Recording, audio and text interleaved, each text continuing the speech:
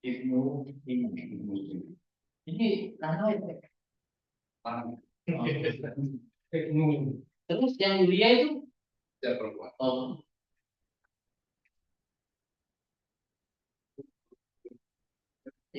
Oh, ini. Oh, anu. Jadi kan anu ya. Udah dia dulu.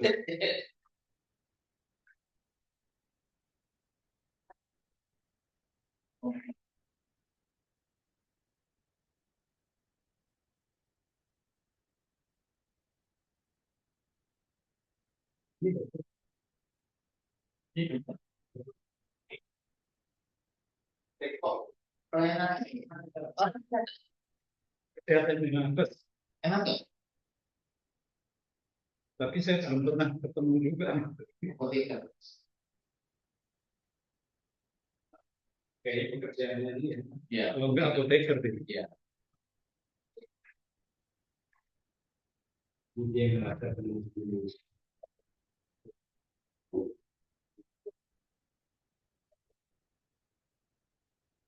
Di kalau ya, enggak ya. Lapor, Mas saya Insinyur PAI NM 230-447 siap melakukan tanakan ujian proposal. Baik, ujian proposal tesis atas nama Ibnu Sina Rifai tim 2305047 saya nyatakan dibuka. Pada hari ini benar. Itu dulu. Pada hari ini Kamis tanggal 8 Agustus 2024 saya selaku ketua tim didampingi oleh Dr. Prastomo SMH selaku pemusik 1 dan selaku pembimbing materi dan Mayor Jenderal TNI Purnawirawan Dr. Mulyono SK IPMH selaku pemusik 2 dan Letkol Siaka Budi Prastio SMH selaku pemuji 3. Apakah dengan komposisi tim pemuji ini saudara keberatan? Tidak. Baik, saya akan berikan kesempatan untuk dipaparkan selama 10 menit. Belum paparan dimulai, silakan berdua berdua.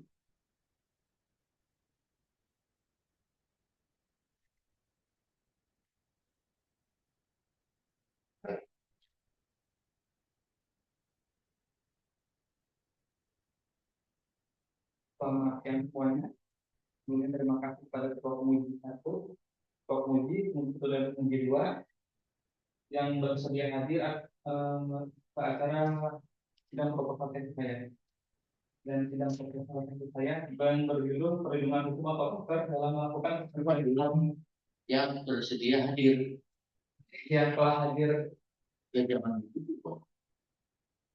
Terima kasih atas Ketua Pemuji 1, Pemuji 2 yang telah hadir di sidang proposal saya.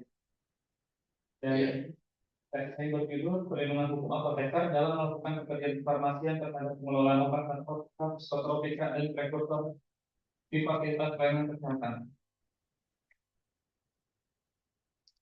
Latar belakangnya adalah menurut Undang-Undang Nomor 17 Tahun 2023 tentang Kesehatan menyatakan bahwa kesehatan merupakan hak asasi manusia dan salah satu unsur kesejahteraan yang harus diwujudkan sesuai dengan tujuan negara, bagaimana dimaksud dalam Pancasila dan pembukaan Undang-Undang Dasar 1945.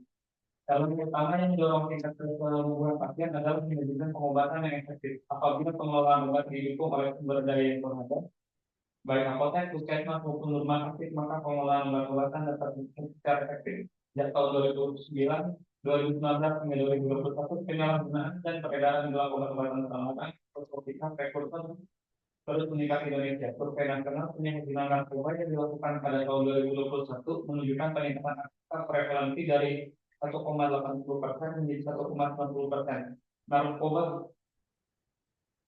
dan prekursor termasuk yang paling mudah disalahgunakan dan diperdagangkan secara ilegal. Dan dengan berdirinya industri farmasi muncul upaya pertama untuk memberikan perlindungan hukum bagi pekerja di bidang ini. Sesuai keputusan Menteri Kesehatan Republik Indonesia nomor 41846 garis miring KNP garis miring 121 tanggal 16 September 1965 memberikan kepada anggotanya di bidang hukum jadi salah satu alasan didirikannya organisasi PI tanah Indonesia. Dapat dikatakan bahwa setiap anggota mempunyai hak atas perlindungan hukum dalam menjalankan profesi dengan tujuan tersebut. Sebagai tenaga kefarmasian, apoteker wajib melaksanakan tugasnya sesuai dengan kode etik dan standar pelayanan farmasi yang dituangkan dalam Keputusan Menteri Kesehatan Republik Indonesia Nomor 197 Menkes 1/2004. Namun sejumlah media di Indonesia membuat pemberitaan kurang baik mengenai perilaku apoteker karena pemerintah di Indonesia ini kurang memikirkan perlindungan dan hak apoteker. Diskriminasi dan pelanggaran hak terhadap apoteker merupakan hal yang lumrah. Mengingat permasalahan ini, pemerintah mempunyai peran penting dalam merumuskan undang-undang dan kebijakan yang melindungi hak profesi farmasi di Indonesia. Apoteker dapat menggunakan standar profesi dan kode etik sebagai tolak ukur dan pedoman dalam menjalankan profesinya.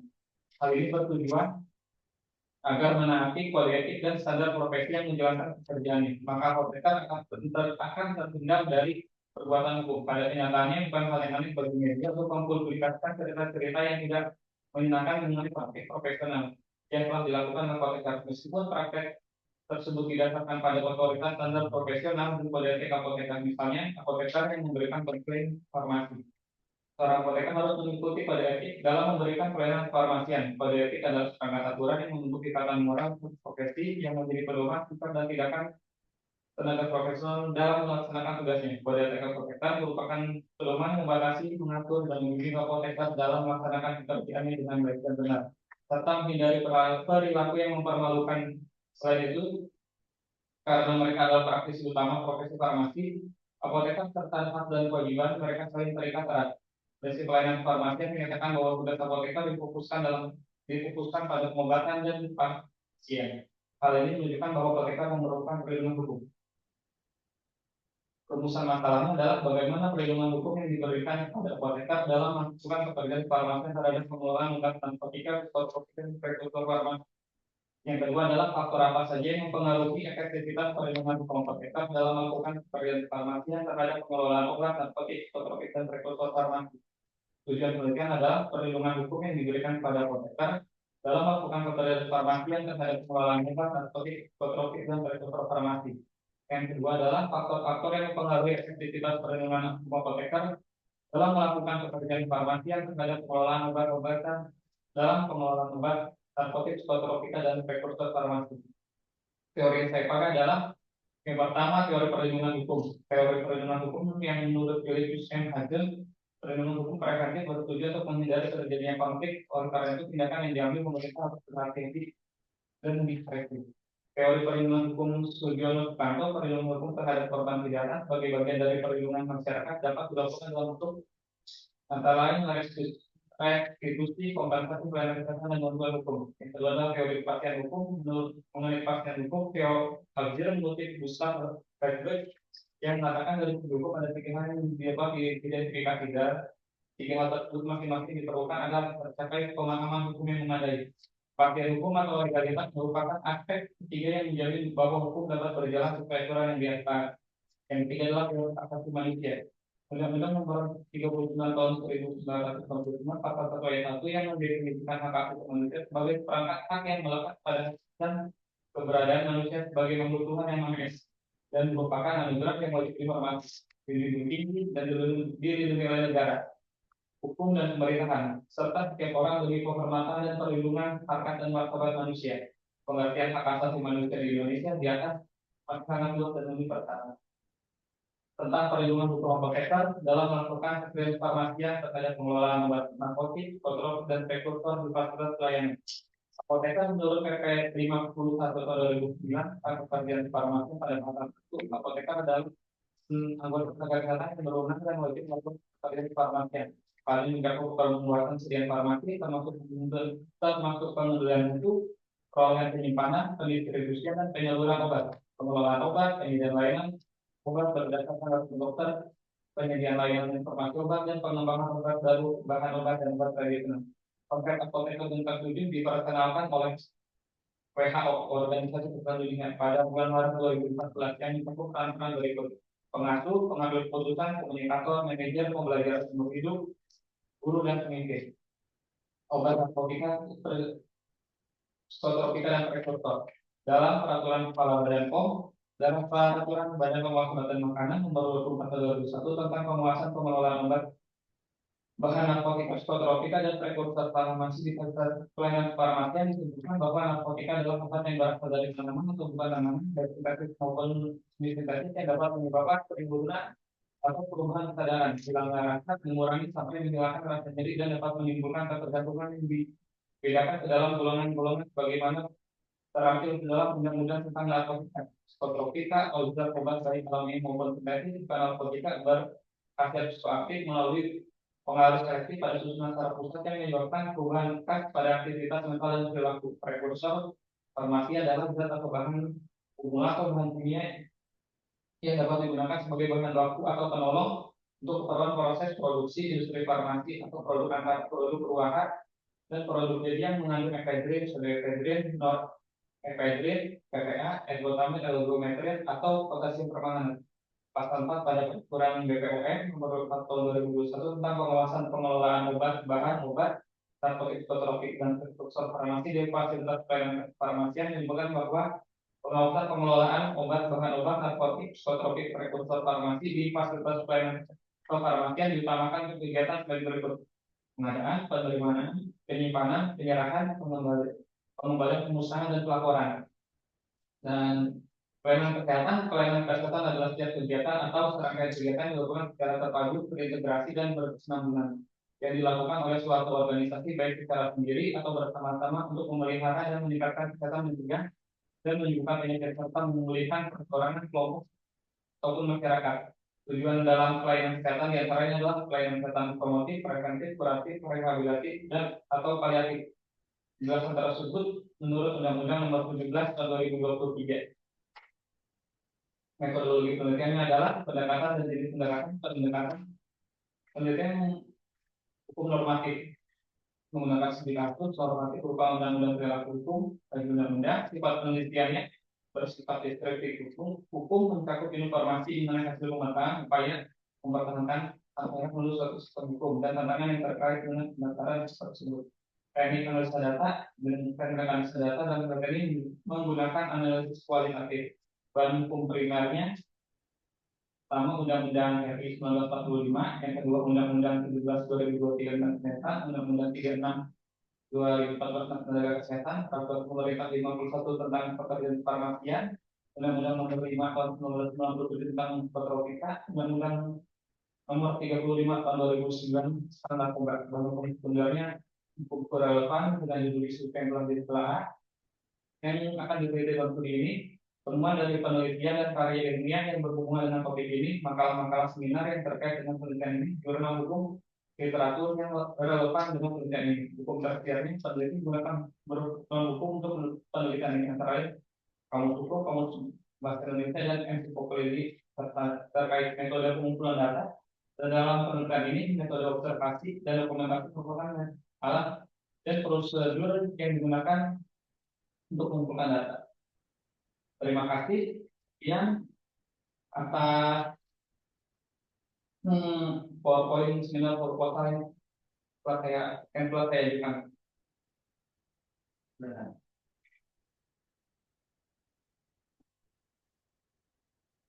Baik, sebelum kita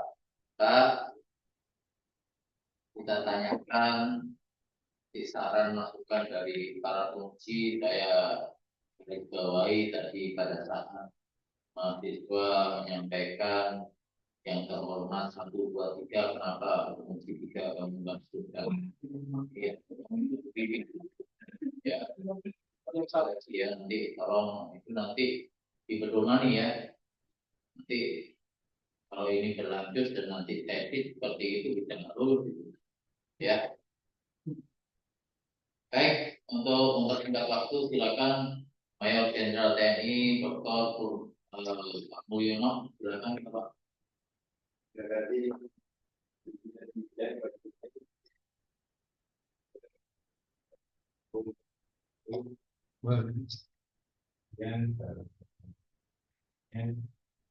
Selamat dulu ya. Panggilannya apa? Ini orang India, orang Bogor kan? Yang tokoh dari Timur Tengah. Iya. Namanya Koordinator Bogor.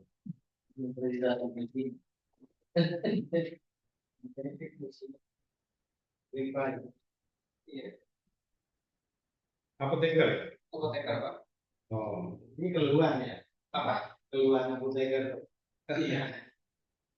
Itu angkat di sini kan. Nah, Ibnu, ada nggak kasus yang ada masalah gitu apoteker? Kalau kasus sih sebenarnya ada, tapi rata-rata sih cuma di lingkungan dalam aja sih Pak, nggak nyampe ke urusan hukum biasanya gitu Pak. Etik, etik, etika atau Etika sih biasanya lebih berkaitan dengan etika. punya kode etik kan? Ada, Lembaga penegaknya ada. ada. Terus apa ditutup apotekernya atau ditutup Itu sih lebih ke arah pembinaan? pembinaan. Terus juga kalau apoteknya itu bersatu, si apoteker sebagai pemilik apotek, ya dari itu apoteknya. Ada kasusnya. Kalau terjadi kasus sehingga kan kayak ini mengangkat mengenai hukum. Kenapa? Karena rata-rata sih Pak, apoteker-apoteker itu kan satu, kalau di apotek sebenarnya jarang-jarang terlihat. Kedua, untuk resep-resep untuk narkotik opik itu sebenarnya banyak, lumayan banyak, tapi karena ada unsur ketakutan dari para apoteker ini, mereka jadi satu tidak mau menyediakan, tidak mau memberikan, terus juga ada yang memberikan pun bakal terlalu banyak restriksi sih Pak. Dan nggak kasus-kasus yang jadi masalah dengan polisi misalkan. Sebetulnya ada. Ada. Kalau dicari putusan mahkamah ada. Apoteker yang tanpa resep memberikan narkotika, obat yang bermuatan narkotika. Bereksekutor. Kayak apoteker ngasih fentanyl pen buat pasien kemoterapi itu ada. Tetap juga tetap berkaitan dengan polisian. Nah itu dianggap bagus tuh. Makanya kita tanya dulu yang dianggapnya yang mana nih? Karena ada kasus nggak merasa nggak dilindungi kan itu. Dan kalau kita bicara perlindungan, kalau belum ada case-nya kurang kurang menarik. Oh, Makanya saya udah nyarankan di sini ada case law-nya, case approach-nya. Di mana atau yang pernah ditindak atau nggak dipidana ya di mana ini. Memang banyak nih yang terkait dengan narkotika ini sering terjadi. Mungkin dia memberikan resep kalau ditangkap polisi atau salah gunakan sering ada yang diperiksa paling resep palsu sih Pak. Kayaknya resep palsu gitu. Jadi si dokter tidak menulis resep, tapi ada pasien yang datang bawa resep tersebut. Kebetulan kasusnya itu malam hari, jadi ketika dikonfirmasi ke dokternya, dokter tidak bisa telepon dan kata si pasiennya yang digawat darurat, diperiksa. penting. Ketika dikasih, terus ada satu masa ada pemeriksaan dari badan yang terkait, badan POM, badan kesehatan dipertanyakan itu kasus karena si apoteker tersebut. Maksudnya itu ada kasus di dalam akun belakang itu muncul. Oh, Bagus kalau ada itu bagus. Artinya penting untuk membicarakan perlindungan gitu loh. Dan ini kan salah satu perjuangan mereka juga. Iya, iya kan perjuangan pribadi, maksudnya pribadi selama profesi. Ini kita tanya, enggak kan? Sehingga kita memberikan ini kan didasarkan pekerjaan dia sehari-hari. Ini kelemahan orang teknis kan gitu. Firman pembinaan tekniknya itu tetapi itu ada pelatihan. Nah ini dituangkan dalam bentuk tesis. Cara teknis itu pasti dibimbing oleh pembimbing nanti menjadi tulisan namanya tesis hukum. Tetapi materinya banyak perlindungan dan teknik. Ini menarik. Informasi yang kita tentunya berkaitan dengan perlindungan. Betul sudah dilindungi. terbatas sih Pak. Sebenarnya sudah kalau di Undang-Undang 2023 yang terbaru itu ada. Cuman kalau dalam penerapannya kayaknya masih rada sulit, Pak. Itu kan makanya perlu diteliti. Apakah sudah ada perlindungan? Oh, pasti sudah ada undang-undang kesehatan yang diatur perlindungan dalam undang-undang mengatur itu. Implementasi itu seperti apa? Nah, yang menjadi masalah apa ini? Aturannya sudah ada, tidak seperti itu. Ya, jadi masalah ini. Ternyata ada orang mereka bisa berapa persen persennya maka maju ya itu kan masalah kan akhirnya itu bertanggung jawab kan gitu karena di sana secara bersama-sama memberi fasilitas untuk melakukan minum ketika ada ini itu ada itu sudah tahu kan sehingga perlu dilindungi. Kalau judulnya ini perlindungan itu apoteker dalam melakukan pekerjaan farmasi tentang pengelolaan obat narkotika obat narkotika ya obat narkotik karena dari perbuatan kalau narkotika yang mengandung Kalau bapak batuk itu kan kadang kalau batuk kering suka dikasih kodein, kodein sirup. jadi berarti kan judulnya menjadi obat yang mengandung narkotika psikotropika dan prekursor bahan bahan yang mengandung adiktif bahan-bahan untuk narkotika dan psikotropika itu namanya prekursor. Ini baru dua ini ya variabel hubungan kerjaan kefarmasian kerjaan kefarmasian apa aja? Itu kalau pekerjaan kefarmasian itu dari perencanaan sampai tindak akhirnya itu sampai pemusnahan dan catatan pelaporan.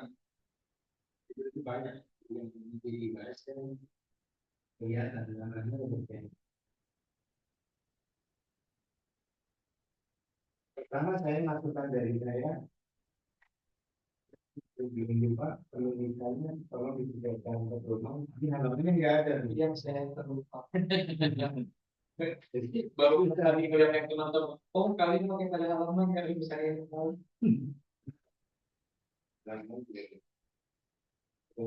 Koreksi kan dia halaman berapa juga permasalahan ini ya benar-benar kalau pembahasan biasanya kayak segitiga dibalik kan. Dari sifatnya umum menjadi tapi ada yang selalu saya mengatakan satu yang pertama situasi kondisi yang saudara ini itu penting ada di dalam yang saudara ini itu kan jadi perlindungan itu kondisi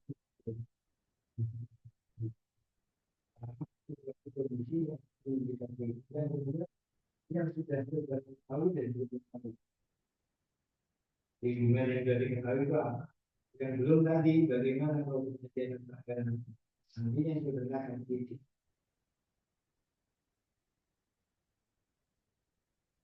terus yang ketiga mengenai komunikasi dengan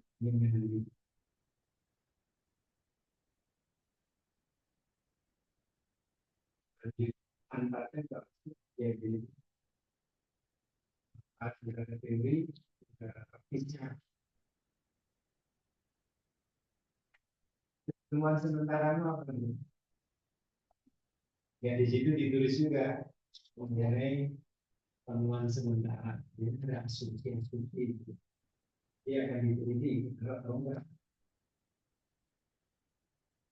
baru mendasari itu ya beliau judul itu dari latar belakang itu kita angkat judul sehingga siapapun yang membaca latar belakang itu dan ngerti arahnya kemana Sudah jelas ada dari apa terus masalahnya itu apa yang menjadi ini pedoman untuk negeri. Saya masuk pada pedoman. Masalah yang pertama, bagaimana perlindungan hukum yang diberikan kepada apoteker dalam melakukan pekerjaan seperti judulnya, perlindungan hukum. Menurut saya menyarankan bagaimana pengaturan perlindungan hukum dan implementasinya selama itu pada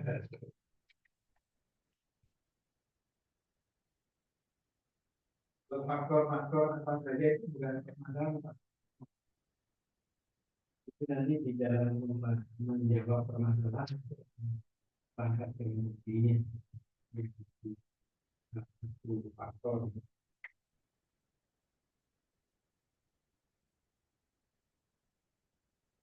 antara permasalahan satu dan kedua kalau bisa saling berkaitan. Ini masukan tadi kalau pemikiran saya kalau aturan siapa dilaksanakan siapa. Jadi saudara harus mencari banyak perlindungan terhadap mereka jadi diberikan undang-undang kesehatan sudah dilindungi sebelum pasal ini bukan dikatakan undang-undang apa lagi yang mengatur tentang undang-undang narkotika nggak? Ada nggak melindungi terhadap khusus untuk perlindungan kesehatan? Kan termasuk perlindungan itu. Terus dilaksanakan itu kesehatan. Ya, saudara akan menghasilkan sesuatu yang ternyata seharusnya dilindungi seperti ini. Nanti bermanfaat dari ini.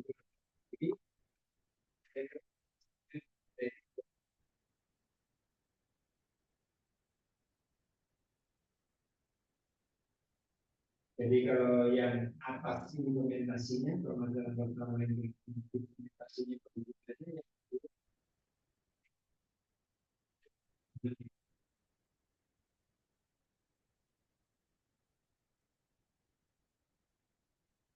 konsep biasanya diharapkan oleh lembaga konsep itu. Nah, kita sekolah ini diperlukan konsep ini kalau bisa.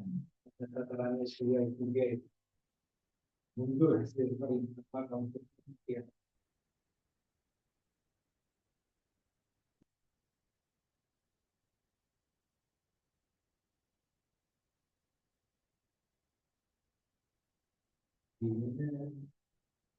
Ini kita problematik itu edukasi.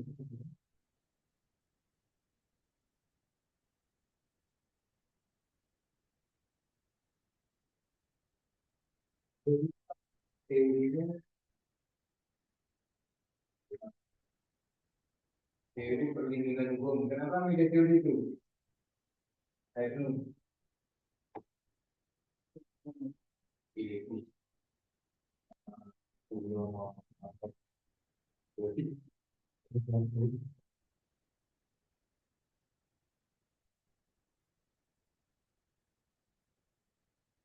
teori itu dipakai untuk apa? Itu dipakai buat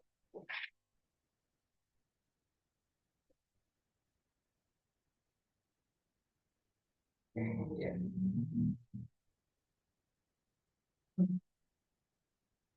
Maksudnya buat melindungi para pekerja.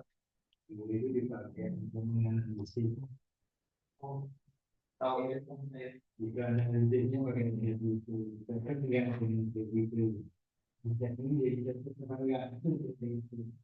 Nah, katanya karena perlindungan hukum pakai perlindungan di buku atau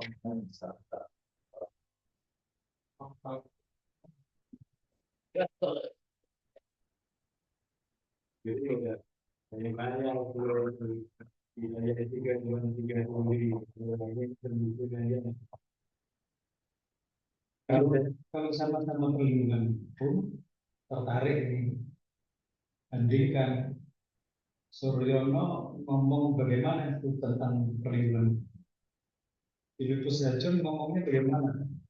Nah, dari tulisan ini yang paling cocok kontekstualnya ke Suryono atau Filipus Hajun. Jadi boleh kamu bandingkan, tapi harus pilih satu aja supaya menjadi tisu analisisnya.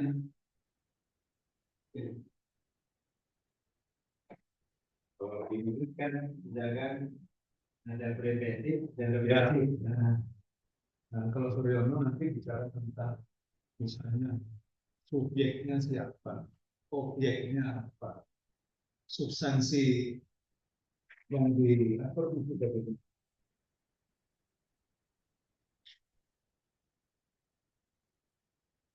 preventif itu kan dibuat meningkat begitu dibuat ya begitu mau saja. Ini yang kalau dua-dua dikaku. Nah itu gunanya teori seperti itu. Kadang-kadang asal ngambil teori aja nggak tahu manfaatnya apa gitu. Nah, teori HAM itu apa itu? Teori kamu.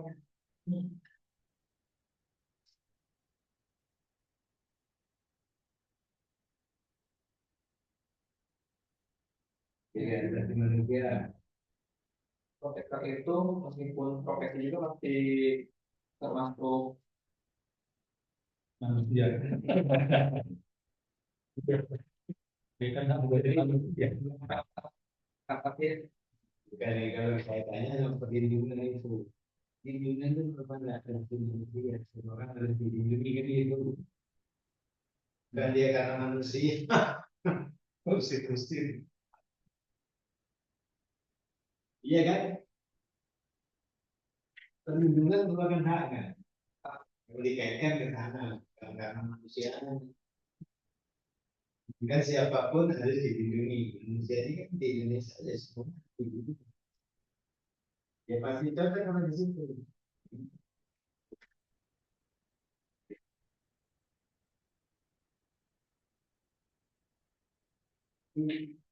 Pasien hukum. Berapa pasien hukum? itu karena profesor itu berkaitan dengan saling berkaitan dengan antara profesi kesehatan yang lain, jadi dibutuhkan hukum yang mengatur supaya tidak bersinggungan antara apoteker dengan dokter, apoteker dengan perawat, dan kalau apoteker dengan tenaga kesehatan yang lainnya, Pak. Jadi ada batas-batas. Waktu itu pasti ada yang beririsan antara dokter sama apoteker. Kayak dokter sebenarnya kan bisa ngasih obat, tapi kan ada tapi tidak bisa menyimpan obat, tidak bisa menyimpan obat tertentu. Baru pasien. Aturannya kan berapa? Itu pasien itu ya diizinkan dalam peraturan undang-undang menjadi hukum positif. Ini menjadi pasti. Yang mungkin nggak pasti itu manusia. Sebetulnya tidak harus ada yang perlu kita misalkan memberikan yang berbau narkotika. Ada ketentuannya bisa dapat. Pertama harus dengan resep dokter, dokter yang Tidak bertanda dengan pulpen merah, ya seperti itu sih Pak. aturan sudah ada. Semua sudah ada. Jadi sudah pasti yang ngatur itu sudah ada. Yang menjadi masalah nggak pasti itu yang kalau kita pakai teori dan itu sebetulnya menghasilkan suatu norma yang itu menjadi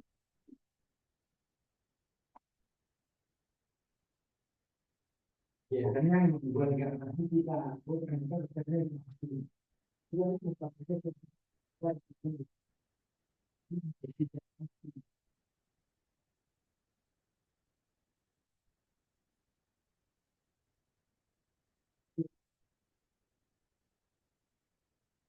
sistematika. Sistematika ini sudah mengarah. Kedua pasti dia ketiga hasil penelitian. Ini sudah sesuai. Tapi sebaiknya provokasi tidak menjadi jilbab. Bisa itu sudah menjadi jilbab. Apalagi kalau sudah ada judulnya itu lebih bagus lagi. Itu membuat destinasi. Kalau itu hasil penelitian, juga bapak pembahasan tentang hasil penelitian. Jadi kurang mengarah. Itu dasar wisata lah. Itu mudah-mudahan belum masuk. Jurnal belum ada. Tapi di waktu apa itu juga lah. Mungkin sumber-sumber yang lain ya buku, cara penulisan dasar wisata juga baik. Judulnya misalkan ya Pak Miring. Pertama biasanya ditulis pertama A, buku-buku. B, peraturan undang-undangan. C, guna. D, internet. Lain-lain. Tolong dilengkapi. Jadi kira-kira Baik, terima kasih Bapak Mayor Jenderal TNI Purnawirawan Dr. Mulyono Selanjutnya terkait apa yang sudah diberikan masukan, saran, tolong catat ya sebagai tekad dan proses ya, baik itu proposal maupun teks. Baik, silakan Dr. Pratomo selanjutnya selaku pembimbing. Jadi silakan Pak. yang terhormat Ketua Penguji, yang saya hormati penguji juga, penguji 3, serta saudara teruji.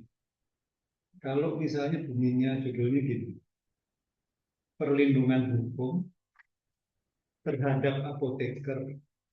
Karena kalau perlindungan hukum apoteker aja kan terbatas. Perlindungan hukum terhadap apoteker dalam melakukan pekerjaan ke farmasi, khususnya pengelolaan obat yang mengandung narkotika, psikotropika, dan prekursor di fasilitas pelayanan kesehatan.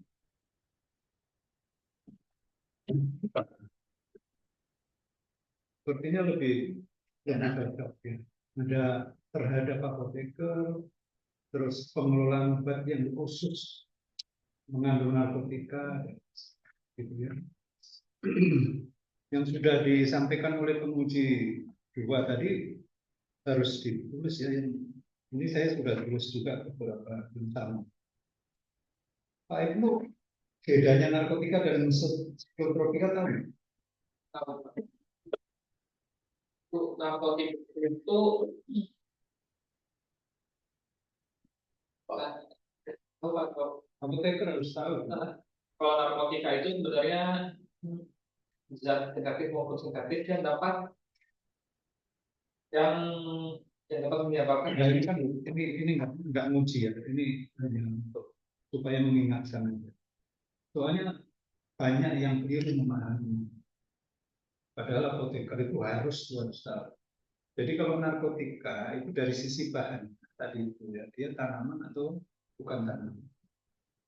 Tapi kalau dia bicara psikotropika, dia sintetis atau semi sintetis.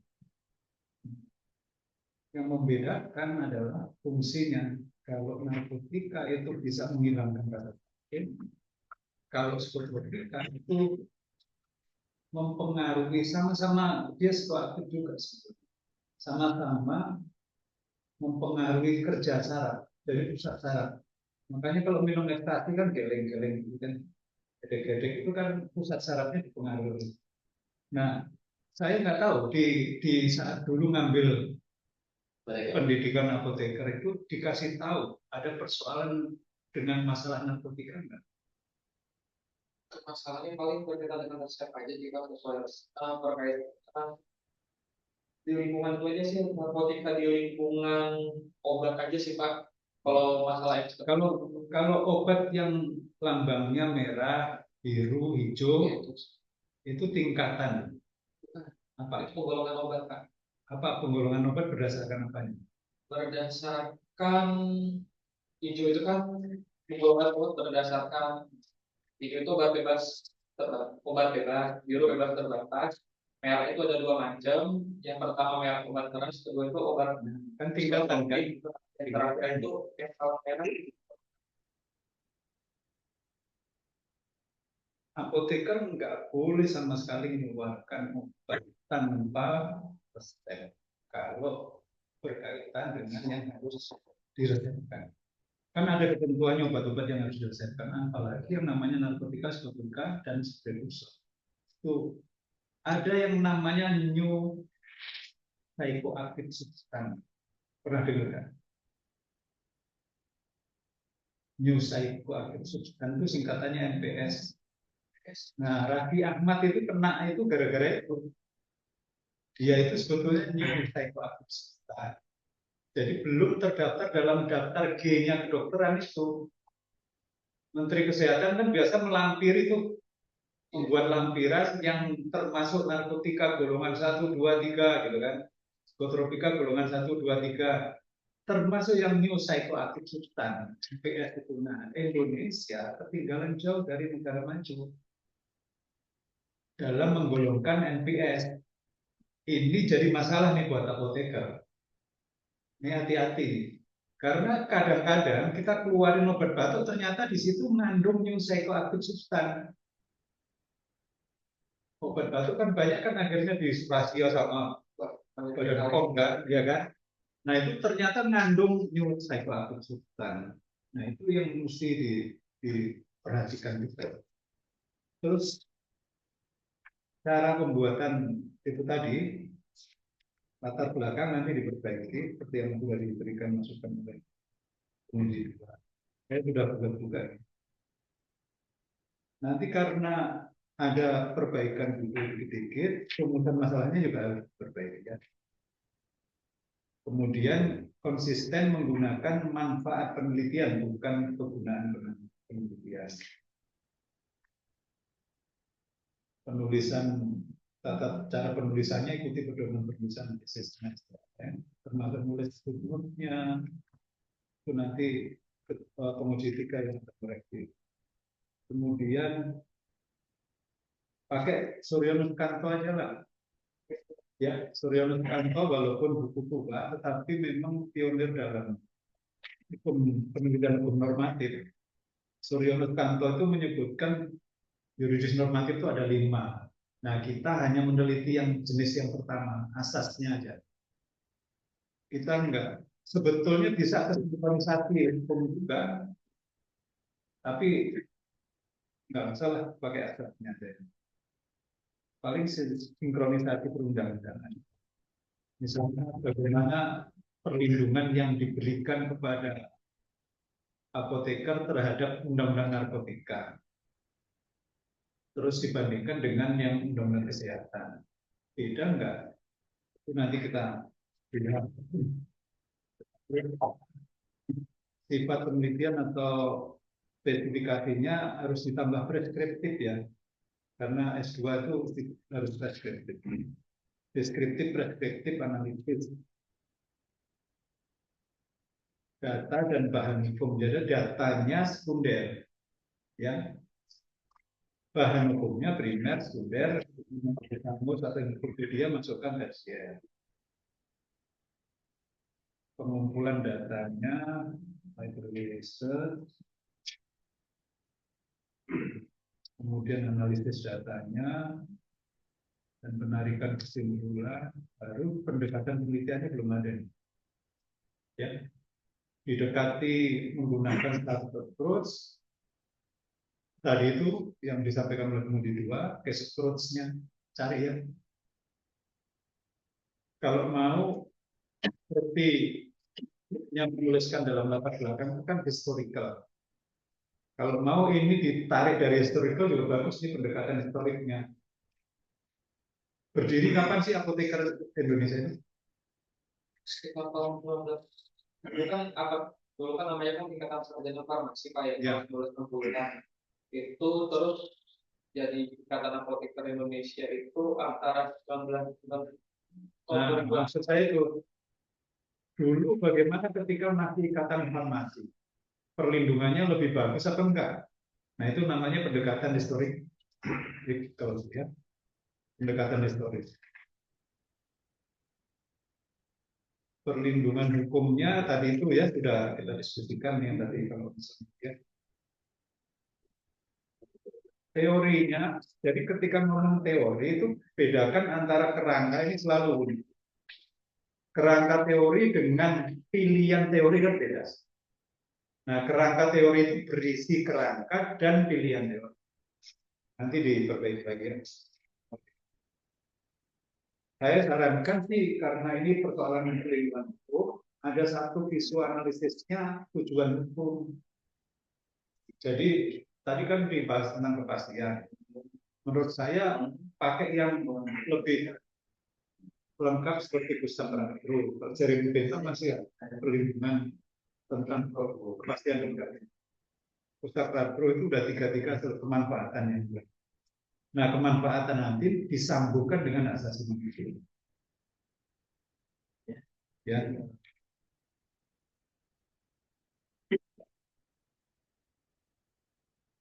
Secara umum sudah, tinggal sistematikanya nanti diperbaiki.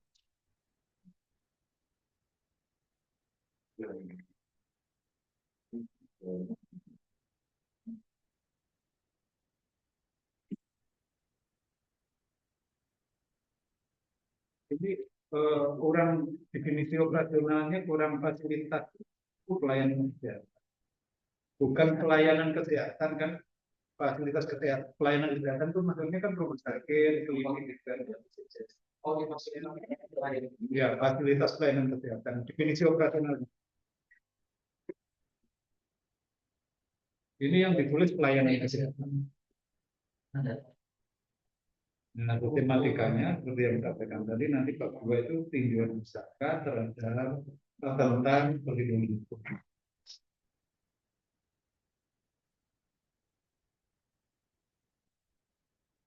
Nanti diperbaiki lah. Ini sudah saya tulis.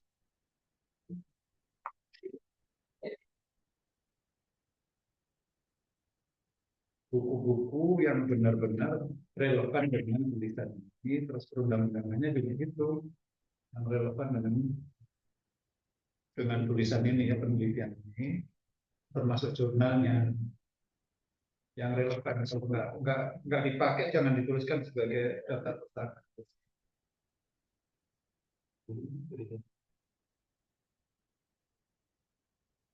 Termasuk kalau ada kamus hukum dimasukkan sebagai bahan hukum tersier tadi ya. Oke, ini juga saya. Terima kasih Bu. Baik, protokol tadi tolong dicatat ya. Mulai dari judul tadi ya, apa yang tadi sudah diarahkan, saya kira itu dicocok ya. Jadi tolong dipedomani. Baik, silakan Pak Budi selaku Komisi 3. Terima kasih Komisi yang di konsultasi dua saudara Budi. Nah, saudara itu kalau melihat dari kata tulisnya nanti diperbaiki ya. Sebagian tidak melihat buku pedoman ya, langsung main angka. Nah,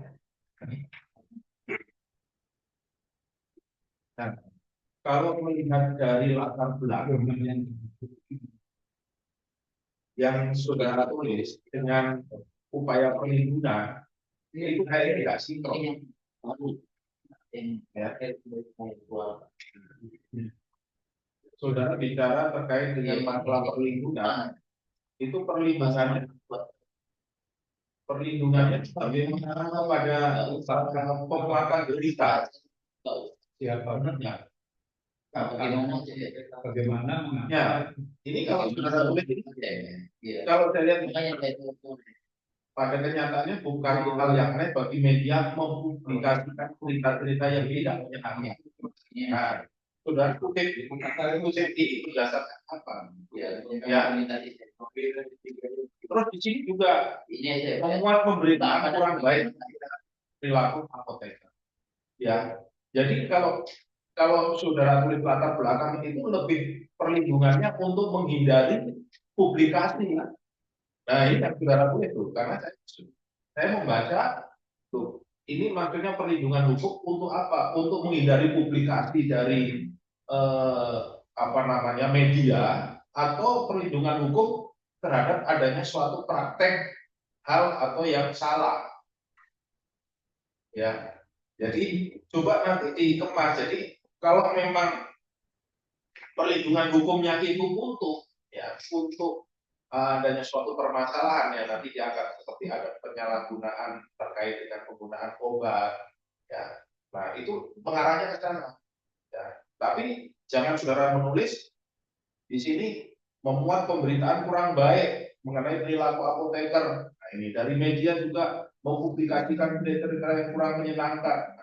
Jadi kan seperti seakan-akan perlindungan hukum menghindari adanya publikasi. Ya, nanti latar belakangnya dilihat.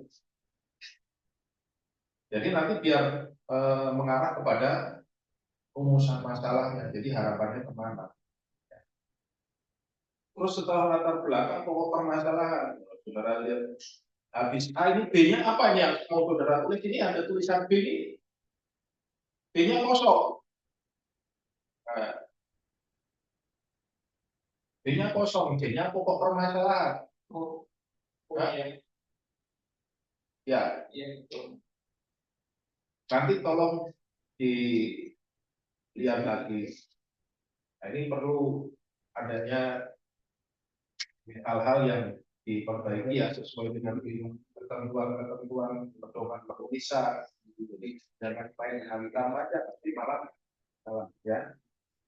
Kemudian di dalam penulisan teori, kalau di teori kita bicara teori, jangan bicara terkait undang-undang.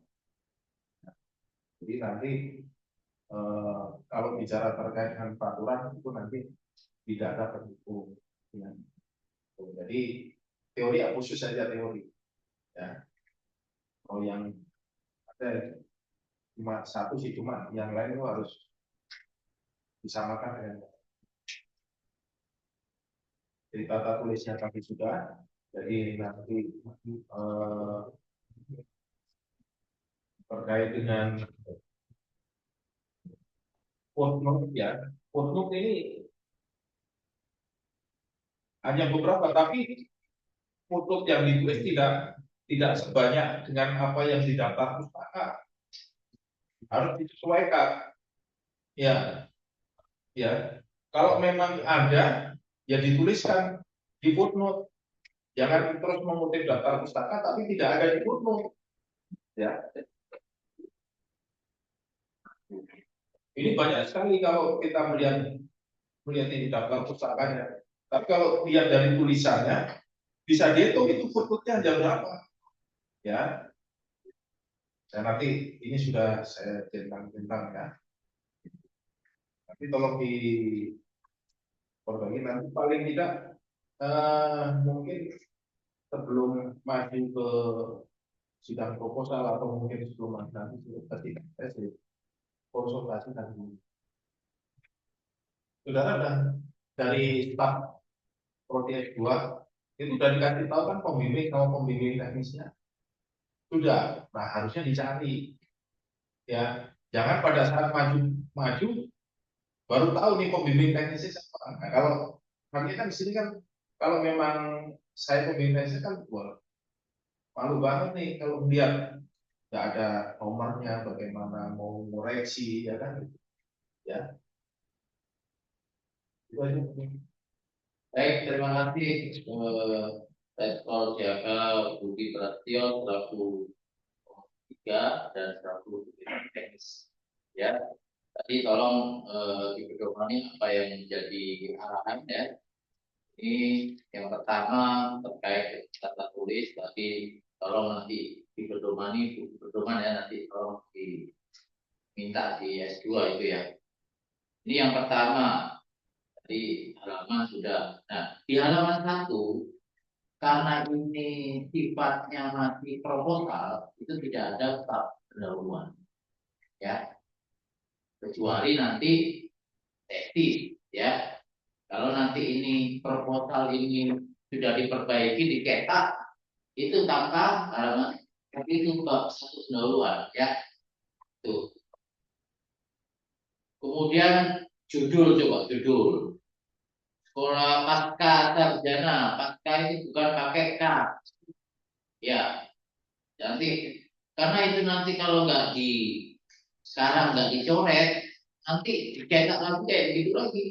Ya, ya kita kan nggak tahu namanya mata ini nggak melihat nanti apa mahasiswa Ibnu Sina cetak aja Pak Budi juga nggak melihat dianggap benar, jadi akhirnya hasilnya nggak maksimal. Ya.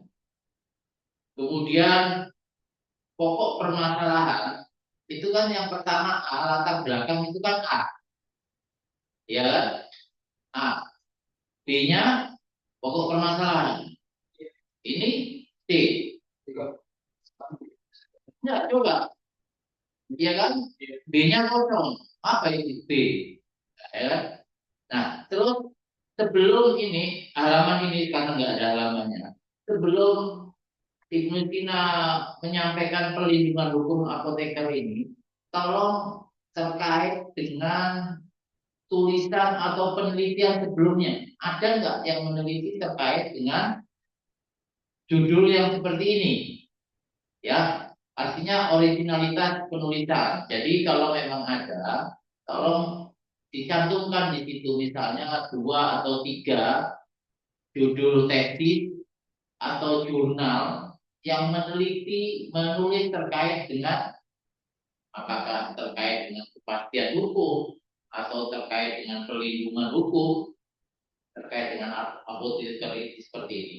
Nah, dari penulis atau peneliti sebelumnya itu sekarang ya Ibnu Sina ini meneliti terkait ini ada perbedaan dengan penelitian sebelumnya. Itu ya. Dari penelitian sebelumnya ada 3 nama. Satu dari mahasiswa pasca sarjana, S2 di mana, 2 di mana, 3 di mana, judul apa. Nah, sekarang mahasiswa Ibnu Sina itu meneliti terkait dengan beda dengan penelitian sebelumnya di situ ya. Tuh. Nah, tujuan penelitian mengkaji meneliti ini kan tujuan mengetahui jadi bukan mengetahui kalau S1 atau mengetahui ya. Ini karena tesis ya, mengkaji menganalisa ya tujuan penelitian. Saya kira itu aja, tadi sudah banyak yang sudah disampaikan oleh penguji yang lain. Saya kira sudah cukup ya. Baik, untuk ujian proposal hari ini cukup. Sementara kita pending sebentar, maksudnya ini final untuk keluar sebentar, kita bermusyawarah ya. Oke.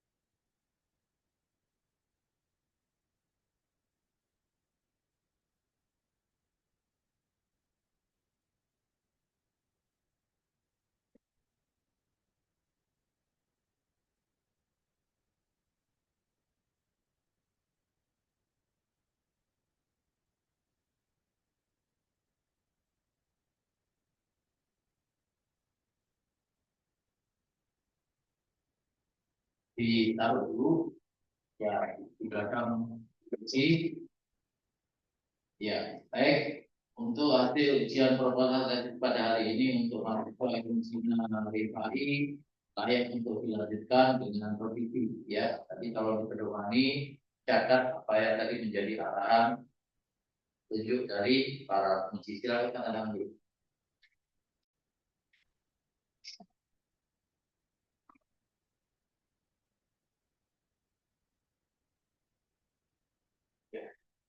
Tadi lagi laporan selesai melaksanakan kegiatan proporsional. Nah, ya. Oh, saya mahasiswa Musinari PAI NIF 230-147 telah selesai melaksanakan ujian proposal tesis. Baik, ujian proposal tesis atas nama Ibu Sinari PAI 23050047 saya nyatakan ditutup. Ya. Salaman dulu sama Pak Prastowo. Pimpin. Ada di mana ya? Nanti ini. Pras.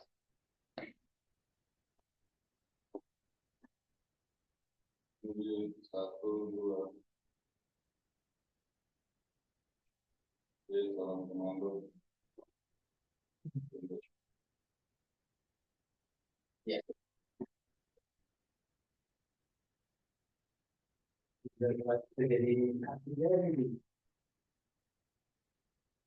Oh, Richard. Iya. Richard.